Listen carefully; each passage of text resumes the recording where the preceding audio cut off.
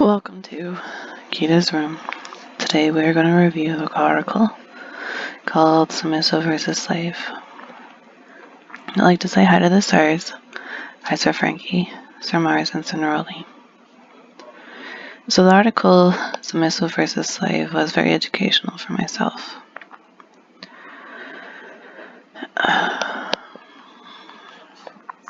I learned why some masters would want a slave. A slave is very devoted to her master and is willing to give up everything that she is to become something more than just herself. I also learned that some submissives over a long period of time she has spent with a master, she becomes a slave. I learned why a master would choose a slave over a submissive to manage a project. I'm going to read some points and talk about the article. So in the beginning of the article, it talks about how submissive and slave discussion has been going on for a long time, and most likely will still go on. But there is no clear line to define what a submissive or a slave would be exactly. The article brings up power of exchange.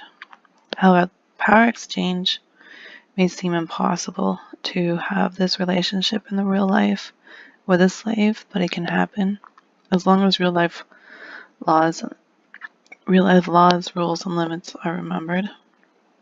The article uses a very extreme example to say what would be something unlikely to happen from a slave because of real life laws. The article lists some limits and rules that the writer uses in his own household with his own slave, and how these limits and rules will not break or weaken a master-slave relationship, just help to remember the real life laws.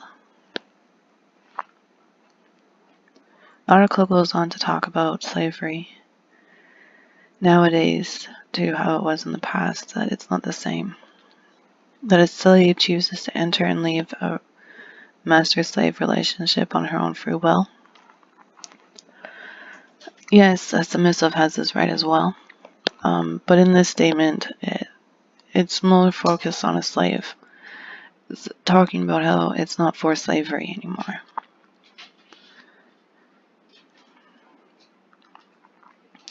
As it was explained to me, the best way to define the difference between a submissive and a slave, which I'll read you a part from the article. A submissive obeys and serves by choosing to do so each time and retains her free will. A slave initially makes the choice to obey her master at all times, then submits to the will of her master at all times.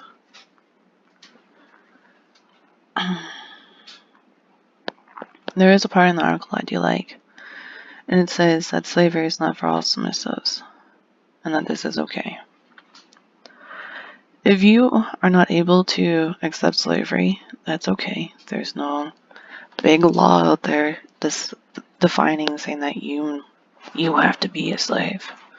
No, it's based on your decisions and desires and wants, really. The article brings up what some masters do. I'll read you a part. Being a slave means you are willing to be molded to fit her master's needs and to serve him. A slave is re-socialized and re-educated by her master to serve and obey him. Most masters will re-educate their slave to serve them how he likes and is pleased with. This is something that you don't learn overnight, and something that you don't rush into. I learned a new word, cybersub. Honestly, when I was reading the article and cybersub came up until it was explained to me, I didn't really think that it was a person. I thought it was like one of those dolls in Second Life, those sex dolls That's what cybersub meant, or a robot or something. But it was explained that cybersub is someone that plays an online world, and that's where their submission is. Their submission does not leave this online world. The word mindless comes up in the article, talking about how slaves are mindless and that they can't think for themselves. This is just even wrong to think about any human in general. Doesn't matter what they call themselves. The slaves that I have met are very bright, intelligent, and for them to become a slave, it took a lot of strength that some people might not be able to do.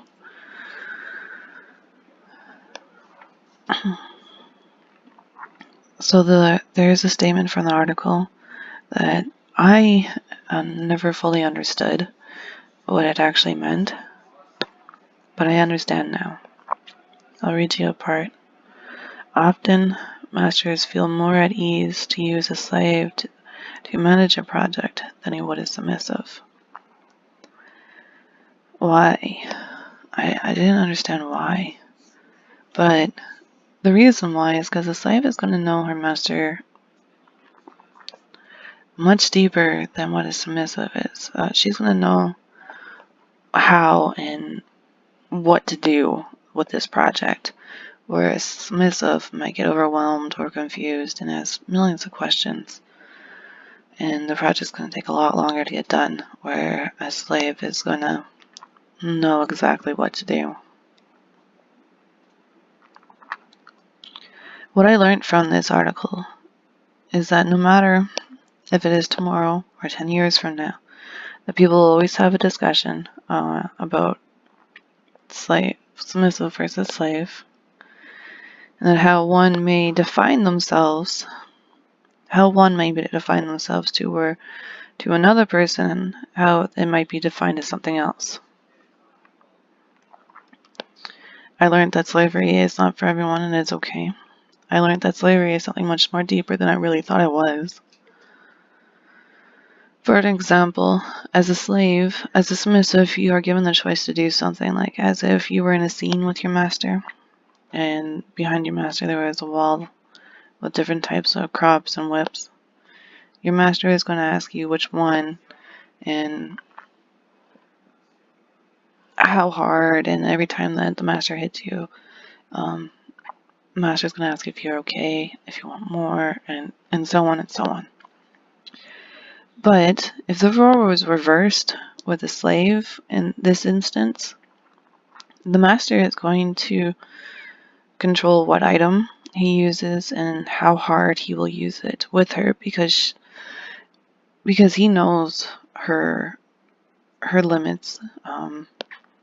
He knows how to push them and so on. To have that much trust in someone would be a lot, because you're literally giving up that final decision and letting them do it, and it's deeper than just saying yes sir or kneeling at someone's feet. So I'll use an example.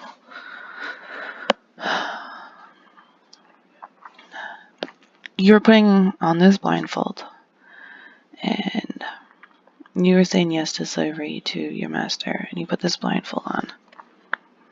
That is a huge trust, because you are trusting this person with your life just as much as how you took saving your own self and doing things for yourself. You're saying, yes, I trust you with my life to guide me, to lead me. And that is a lot of trust, that you know you're not going to overlook that blindfold or second guess where you're going. And that's a lot. Just know that this person is going to look out for your best interest and everything that you are, just as much as what you were doing beforehand. That takes a lot of strength and a lot of trust. And it's something that's going to be a lot harder than just doing. My overall thoughts on this article is I understand more about slave than submissives. I also know that even slaves still have the right to say no to a master when or if the master has told her to do something that is very harmful to the slave or against the law or anything along these lines. Yes, a submissive has this right as well. I understand why some masters would want a slave more than a submissive, or why some masters would want a submissive more than a slave. And it's all on choice, preference. I enjoy the articles that I get. I can't wait to see what the next one is. I love learning about the lifestyle and understanding more things. Thank you.